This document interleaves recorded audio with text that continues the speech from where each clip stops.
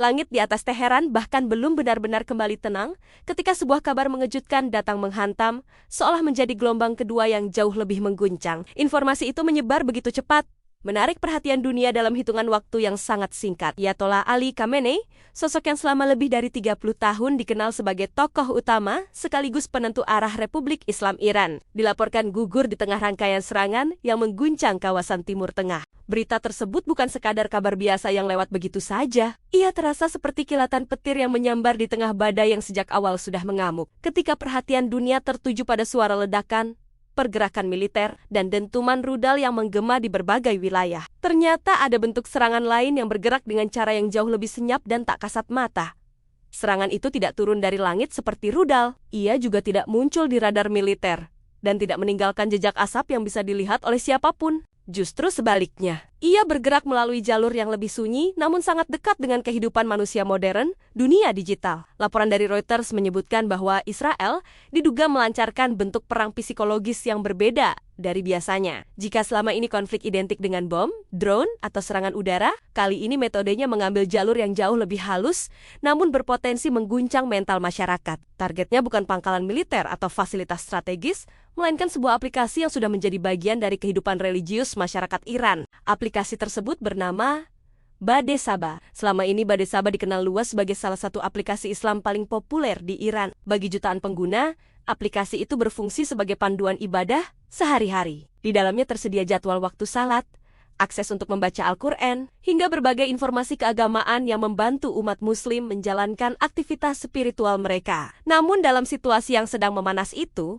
aplikasi yang biasanya menenangkan hati para penggunanya justru berubah menjadi sumber kejutan yang tidak terduga. Dugaan peretasan terhadap aplikasi tersebut memunculkan kekhawatiran baru, karena konflik yang terjadi kini tidak lagi hanya berlangsung di medan perang fisik. Perang itu mulai merambah ruang digital, memasuki perangkat yang setiap hari berada di tangan jutaan orang. Selama bertahun-tahun, aplikasi itu menjadi bagian dari rutinitas harian jutaan warga Iran. Melalui aplikasi itu, mereka memperoleh jadwal salat, membaca Al-Quran, serta mendapatkan berbagai informasi keagamaan. Ia bukan sekadar aplikasi digital biasa. Bagi banyak orang, Bade Saba adalah bagian dari kehidupan spiritual mereka. Namun tiba-tiba sesuatu yang tidak biasa terjadi. Layar ponsel jutaan warga Iran mendadak berubah. Aplikasi yang biasanya menampilkan ayat suci dan pengingat waktu ibadah, mendadak memunculkan pesan yang sama sekali berbeda. Sebuah notifikasi muncul dengan kalimat yang mengejutkan. Waktunya perhitungan.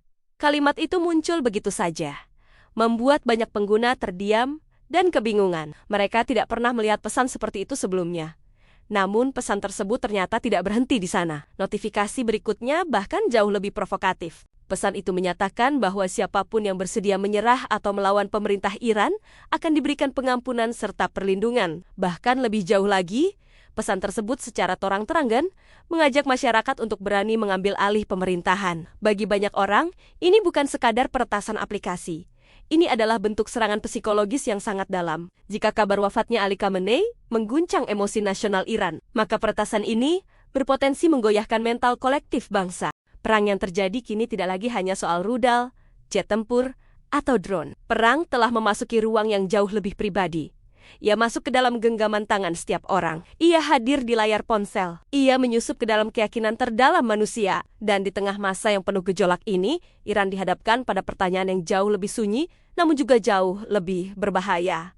Apakah yang sedang terjadi ini hanyalah konflik militer biasa, ataukah ini sebenarnya perang yang bertujuan menguasai pikiran? Sabtu 28 Februari dunia kembali dikejutkan oleh pengumuman yang terdengar seperti judul film laga. Di hadapan publik internasional, Donald Trump menyampaikan bahwa sebuah operasi militer besar-besaran resmi dimulai. Operasi itu diberi nama Operation Epic Fury.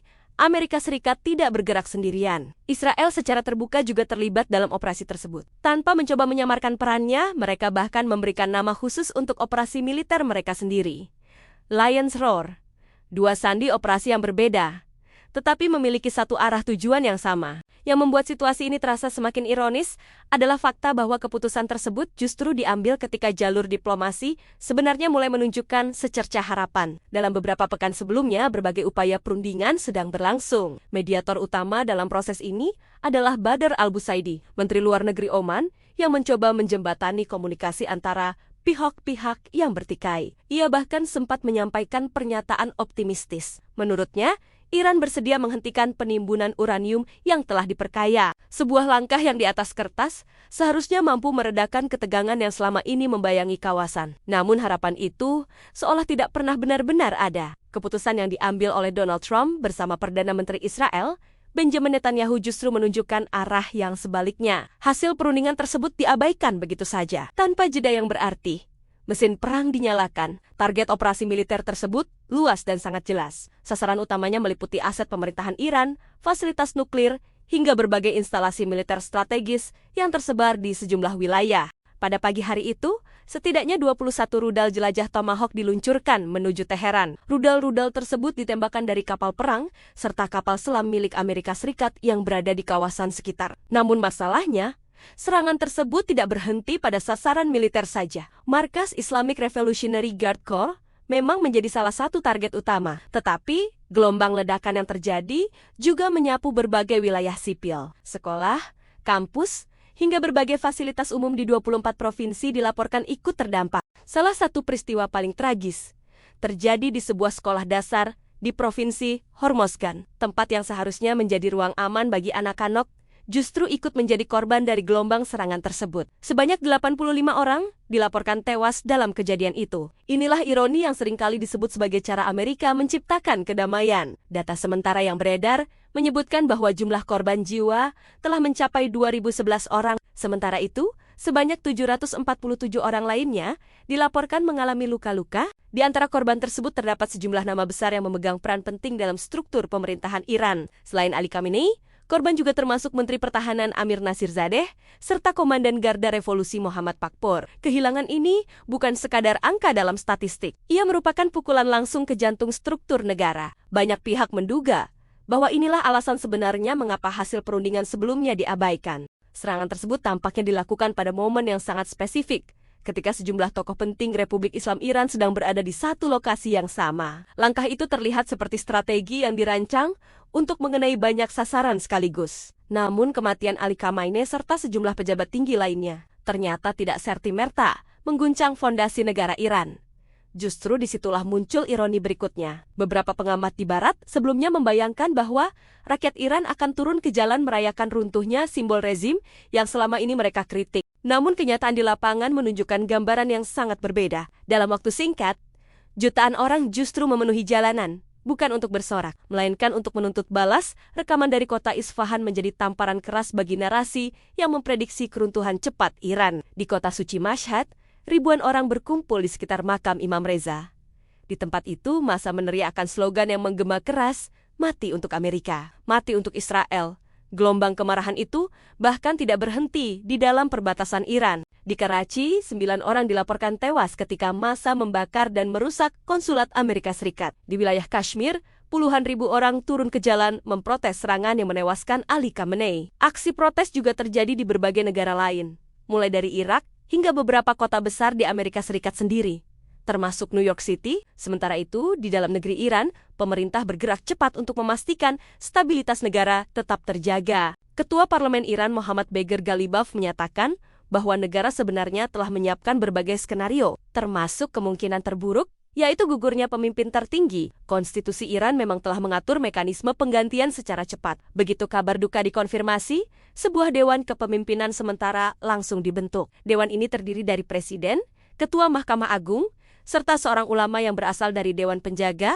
Tujuannya hanya satu, memastikan bahwa tidak ada kekosongan kekuasaan yang dapat dimanfaatkan oleh pihak manapun. Setelah itu, tugas berikutnya berada di tangan majelis pakar yang bertanggung jawab memilih pemimpin tertinggi yang baru. Kandidat yang dipilih harus berasal dari kalangan faqih yang memenuhi sejumlah syarat, mulai dari ketakwaan, keilmuan, wawasan sosial politik, hingga kapasitas administratif. Di antara berbagai nama yang mulai disebut-sebut, salah satu yang paling sering muncul adalah Mojtaba Khamenei, putra dari mendiang Ali Khamenei yang kini berusia 56 tahun. Ia dikenal sebagai ulama Syiah yang memiliki pengaruh besar di dalam lingkaran politik Iran. Di tengah duka dan tekanan global yang semakin besar, Iran tidak hanya berbicara tentang kehilangan, mereka juga berbicara tentang kesinambungan kekuasaan. Siapapun yang nantinya duduk di kursi pemimpin tertinggi berikutnya, satu hal dianggap pasti, rencana balasan tidak akan dibatalkan. Janji itu mulai terlihat ketika Iran meluncurkan operasi militer yang diberi nama Fateh. Khaybar. Nama tersebut diambil dari semangat perang bersejarah yang dipimpin oleh Ali ibnu Abi Thalib. Dalam tradisi Syiah, figur ini memiliki posisi yang sangat dimuliakan. Dengan merujuk pada kemenangan bersejarah itu, operasi militer tersebut dibingkai bukan sekadar langkah strategis, tetapi juga perjuangan yang memiliki dimensi spiritual. Dalam narasi Teheran, konflik ini bukan lagi hanya tentang strategi perang. Ini tentang tekad. Tekad yang diyakini melampaui rasa takut terhadap kematian. Skala operasi tersebut disebut jauh melampaui apapun yang pernah terjadi sebelumnya. Intensitasnya digambarkan berkali-kali lipat dibanding konflik 12 hari yang terjadi sebelumnya. Target Iran kali ini tidak hanya terbatas pada Israel. Sasaran mereka juga mencakup berbagai pangkalan militer Amerika Serikat yang tersebar di kawasan Timur Tengah. Dan dalam hitungan menit, sirena peringatan mulai meraung dari pesisir Mediterania hingga Teluk Persia. Perang yang sebelumnya terlihat seperti konflik terbatas, kini berubah menjadi konfrontasi yang jauh lebih luas. Sebuah babak baru dalam krisis Timur Tengah pun dimulai.